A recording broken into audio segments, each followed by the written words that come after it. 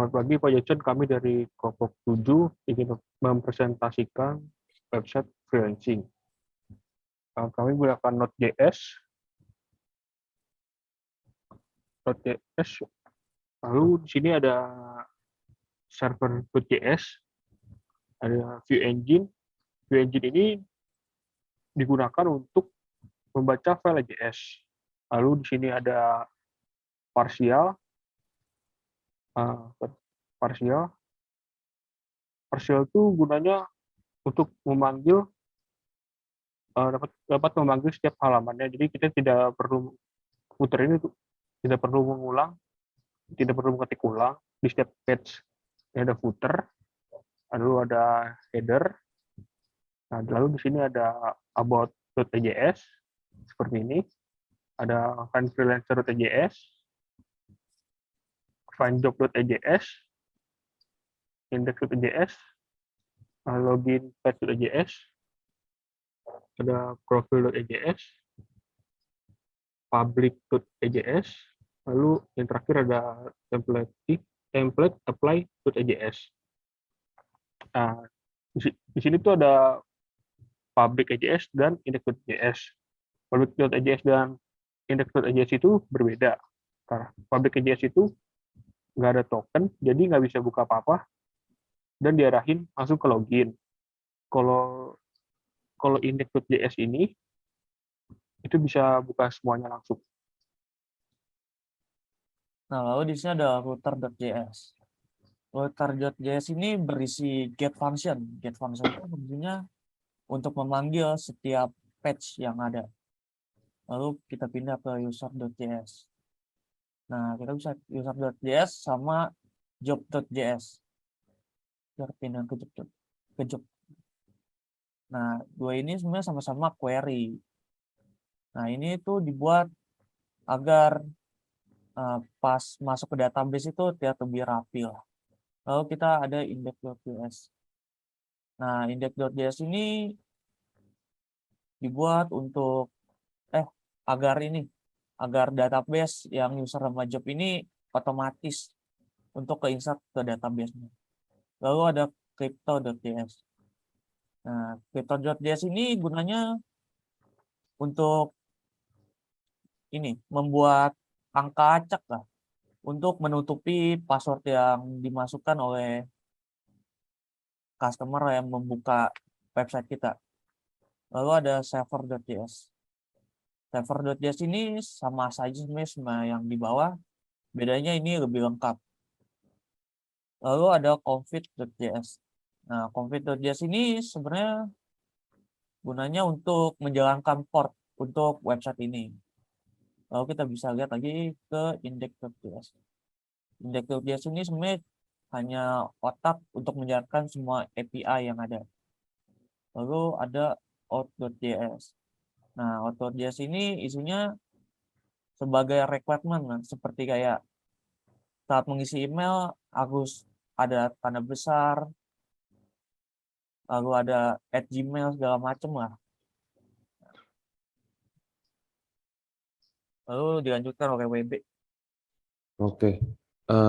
Di out yang di dalam root.js ini sebenarnya sama aja kayak root.js yang di bagian luar.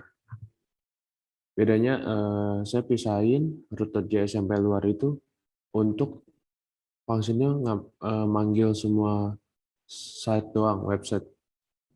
Jadi page-nya semua di call di situ. Dan di sini lebih ke arah function sih. Jadi di sini tuh get untuk nampilin, post untuk register, post untuk login buat semuanya di-upload semua. Terus di sini ada put untuk ngecek itu usernya terupdate atau enggak untuk jadi admin, terus geser ke bawah lagi.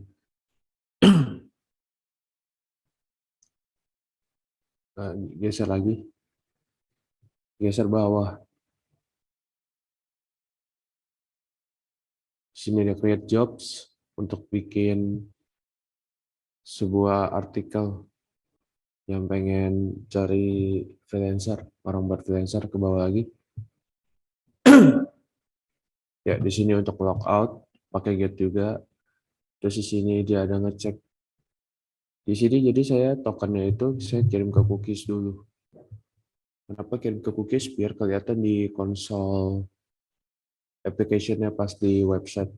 Jadi saya kirim ke cookies, terus saya cek pakai root post slash token. Nah, kita naik ke atas, update user. Update user ini yang tadi saya bilang, ini usernya terupdate atau tidak untuk menjadi admin. Dan kalau dia terupdate, dia akan kasih semua isi datanya, identitasnya. Kita ke is out. Ya, jadi seperti yang kita tahu, middleware itu fungsinya buat seperti syarat untuk bisa jalan aplikasinya lagi. Di sini ada verify token akses. Tadi saya udah sempat singgung, saya jadiin cookies dulu, baru saya verify. Di sini saya verify, kalau misalkan yang diajarin Pak Jansen itu, dia harus menggunakan Insomnia, di-upload dulu menggunakan barrier. Terus di sini kita bikin otomatis gimana sih caranya dia udah jadi header dan udah type-nya barrier JWT tanpa kita send dulu ke Insomnia. Kita auto tembak. Nah, ini saya pakai cookies. Saya ambil dari cookies, saya tembak ke sini lagi. Kita geser ke bawah dikit. Nah, ya tetap aja ya kita verify-nya pakai token. Tokennya tadi udah generate token, udah ada di user.js controller. Terus di sini ada proses.env yang tadi membuat jalani localhost sama dan jwt secret key yang di dalam .env. Decoded. Decoded itu isinya pasti selalu ID dan EAT. Kecuali nanti kalau saya pakai payload, berarti kalau payload itu isinya nama, username, atau email. Kita ke user.js sekarang. Nah, di sini user.js bisa kita lihat ada jadwal token di sini. Ini semua variabel itu mungkin. Ini misalkan di sini create. Apa sih yang mau dibikin? Apa sih yang mau dibikin? New user itu isinya apa? New user itu ada email, phone name, password. Isinya dari mana? Isinya dapat dari mana? Requirement-nya itu ada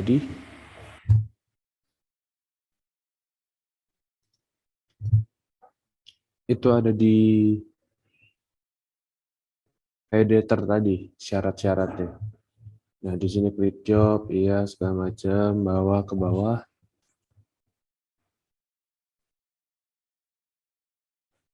Ya.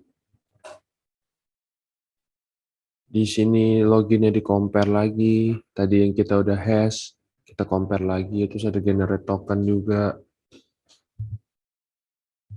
untuk bikin tokennya. Terus ada update user yang tadi buat update usernya jadi admin. Langsung dijalanin aja website-nya.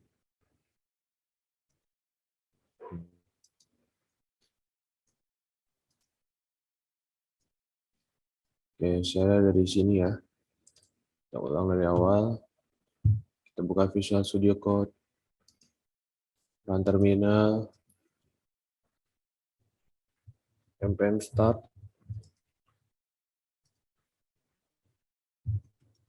Localhost 5000. Nah, di sini belum ada JWT-nya. Kita login. Kita sign up dulu.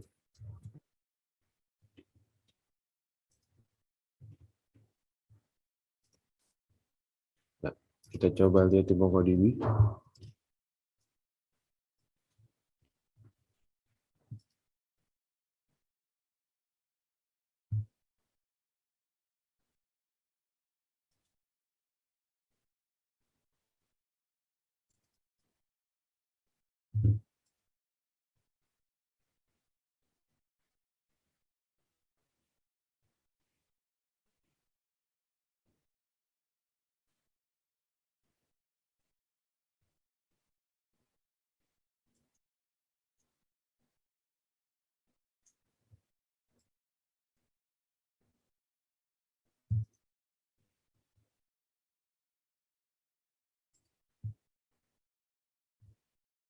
Ya, kita lihat di sini Gian udah masuk. Terus kita login pakai Gian. Ya, ini masuk. JSON Web Token-nya masuk di sini. Terus kita sudah bisa buka page lainnya.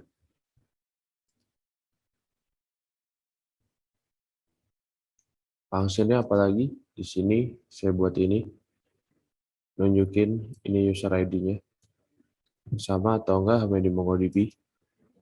Sama ya. Masih sama. Kalau logout, JWT-nya hilang. Kalau JWT-nya nggak ada, find job-nya nggak bisa dibuka. Ini saya login pakai akun WB. Ada juga JWT-nya. Ke find job masih bisa. Akun lain juga terdaftar berarti. Tokennya berbeda. Kita lihat. Beda juga ya user ID-nya. Sama seperti yang di sini. Per orang beda. High Freelancer. Bisa kita buat. Web development.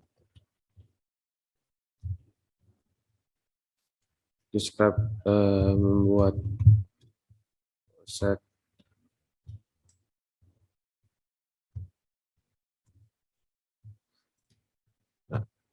dia masuk ke dalam jobs. Ini dia. Title-nya, description-nya. Sama persis ya. Oke.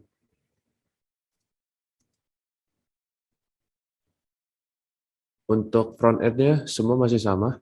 Cuman kita tambahin function-function aja. Dan ini masih jalan ya, seperti biasa. Seperti yang awal juga, tugas awal. Oke, jadi ini update dari kelompok kita. Yang kita sudah bisa lakukan. Kita bisa login, kita bisa akses tokennya, kita bisa gunakan tokennya untuk protected site, dan jika tidak ada, tidak bisa masuk protected site-nya, lalu kita verify tokennya, kita ubah lagi. Kalau yang kemarin pakai pasport JWT, kita pakai pasport, kita nggak pakai pasport, kita pakai cookie parser, ambil dari sini. Dan kita sudah bikin juga kalau logout, JWT-nya hilang. Ya, sekian yang bisa disampaikan. Terima kasih.